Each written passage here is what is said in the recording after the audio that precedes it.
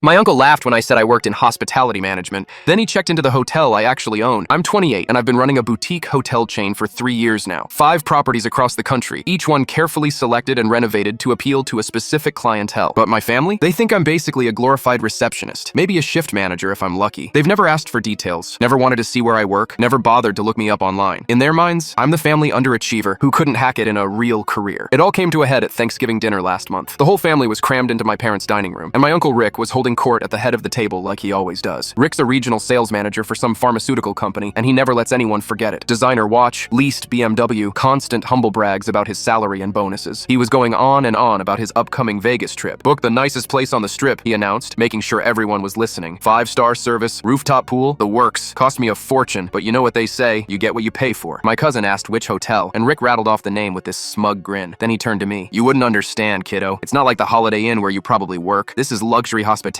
Real high-end stuff. A few people chuckled. My aunt patted my hand like I was a child who needed consoling. My mom jumped in with, well, hospitality management is still a respectable field, which somehow made it worse. I just nodded and asked Rick which dates he'd be staying. When he told me, I felt this strange mix of dread and excitement. That was mine, one of my 5 properties. The Vegas location had been my most challenging acquisition, a struggling independent hotel that I'd bought 18 months ago and completely transformed. We'd just been featured in Travel Plus Leisure last month. I didn't say anything, just smiled, told him to have a great trip, and let him keep talking about how he'd requested a corner suite and hoped they'd have good concierge service because he had dinner reservations at some exclusive restaurant. 2 days into his trip, my phone rang while I was reviewing quarterly reports. It was Sarah, my general manager at the Vegas property. We have a situation with a guest in room 412, she said, her voice tight with frustration. He's demanding upgrades he didn't pay for, claimed he has connections in the hotel industry, and he's been pretty aggressive with my front desk team. Snapping his fingers, raising his voice, the whole 9 yards. I felt my jaw clench. What's the guest's name? Richard Morrison, of course. I pulled up our security footage on my laptop. There he was in the lobby, pointing at my front desk associate, that same arrogant expression he'd worn at Thanksgiving. The audio was clear enough to hear him say, my niece works in hotel management. I know how this industry operates. You're going to upgrade me, or I'll make sure everyone knows how terrible your service is. I called down to the front desk directly, bypassing Sarah. This is corporate calling. The guest in 412, Richard Morrison, he gets absolutely nothing beyond what he paid for. Standard room, standard service, 0 exceptions. If he complains or mistreats staff again, begin checkout procedures immediately and inform him his stay is being terminated. There was a surprised pause. Understood, ma'am. I sent a follow-up email to Sarah explaining the situation, then sat back and waited. It didn't take long. 10 minutes later, my phone buzzed with a text from Rick. Can you believe this dump? They won't even comp me a room upgrade or free breakfast. The staff here is completely incompetent. Remind me to never stay at this overpriced disaster again. You'd think a luxury hotel would have better customer service. I stared at the message for a moment, then opened my photos. I scrolled to a picture from our grand reopening 6 months ago. Me standing in front of the hotel's main lobby, with the corporate directory wall visible behind me. My name was right there in brass letters under CEO and owner. I sent the photo with no caption. 3 minutes later, I got a notification that room 412 had checked out early.